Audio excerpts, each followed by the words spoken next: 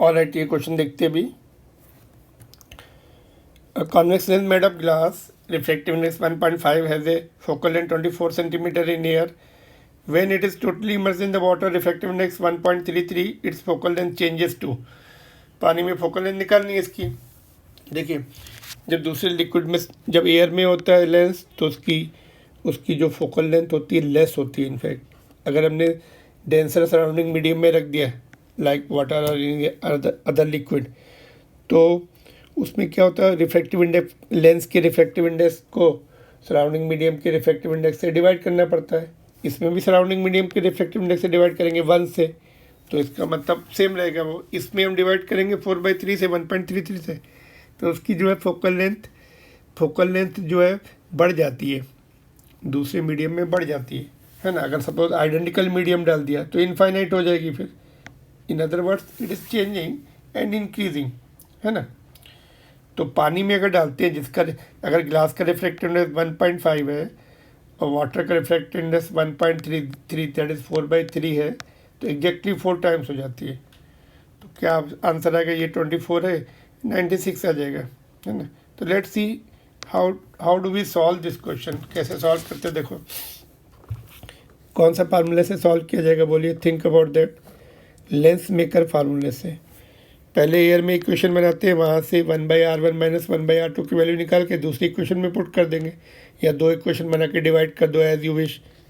इन air 1/f1, air में f1 ले लेते, refractive index of lens that is glass -1, 1/r1 - 1/r2। तो air में कितनी फोकल लेंथ है, 24 दी हुई है। ये ग्लास का रिफ्रैक्टिव इंडेक्स 1.5 है और -1, तो 0.5 बच गया, इंटू 1/r1 - 1/r2, तो 0.5 नीचे आ जाएगा, 24 के साथ मल्टीप्लाई हो जाएगा, तो कितना हो जाएगा, 0.5 आधा होता है ना, तो 1/2।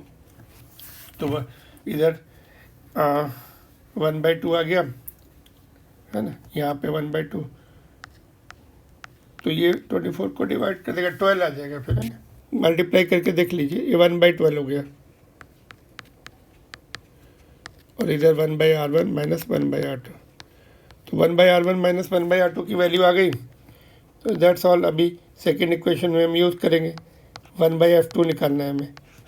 तो glass divided by surrounding medium water, 1/r1 - 1/r2, तो वैल्यू पुट कर देते। ग्लास का रिफ्रैक्टिव इंडेक्स कितना है, 1.5 है, वाटर का 1.33 को 4/3 लिखना है, 4 नीचे 3 ऊपर, -1 है, दैट इज़ 1/r1 - 1/r2 की वैल्यू 1/12 आई।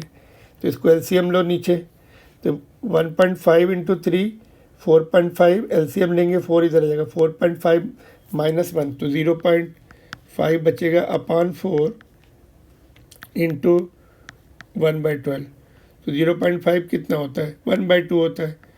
तो ये हो जाएगा आपका, ये 1/2 इंटू 1/4 इंटू 1/12, ठीक है। तो ये 4 × 12 कितना हो गया आपका, 48 मल्टीप्लाइड बाई 2, 96। तो 1/f2 इज़ 1/96, ठीक है। देयरफॉर क्रॉस मल्टीप्लाई के लिए f2 इज़ 96। कौन सा ऑप्शन दिख रहा है हमें, ऑप्शन नंबर 2, जो हमने प्रिडिक्ट किया था। ये वैल्यूज़ के साथ एग्जैक्टली 4 टाइम्स आएगा, है ना। सपोज दूसरा लिक्विड दे दिया, तो फिर उस समय फिर आपको उस लिक्विड के रिफ्रैक्टिव इंडेक्स से यहाँ पे डिवाइड करना पड़ता था। ये आर यू गेटिंग दिस। बाकी फैक्टर तो चेंज नहीं होती यहाँ पर। जब एयर से डिवाइड करते हैं, जब एयर में था, है ना, तो Ng डिवाइडेड बाई एयर का रिफ्रैक्टिव इंडेक्स 1, तो दैट वी डोंट डू, है ना, उसको फिर लिखते ही नहीं है। बट दूसरे मीडियम में है, तो उस मीडियम के रिफ्रैक्टिव इंडेक्स को से डिवाइड करना पड़ता है, जो गिवन रिफ्रैक्टिव इंडेक्स होता है लेंस का। Are getting this is very important. NCERT book का सॉल्ड एग्जाम्पल भी है, frequently asked.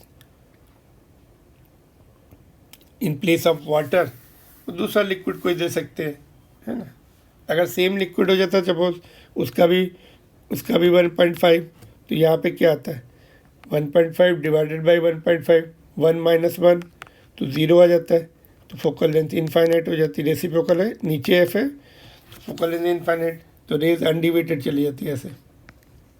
Same refractive index के लिक्विड में डाला है, जैसे कॉर्न ऑयल वगैरह है, कुकिंग ऑयल जो होता है कॉर्न ऑयल, उसमें डाल दीजिए तो उसका क्लोज टू लेंस होता है, तो फोकल लेंथ इनफाइनाइट हो जाती है, रेज बेंड नहीं होती और लेंस भी डिसअपियर हो जाएगा, it will disappear. Same refractive index में डाल देंगे तो लेंस और glass will disappear because its bending quality vanishes.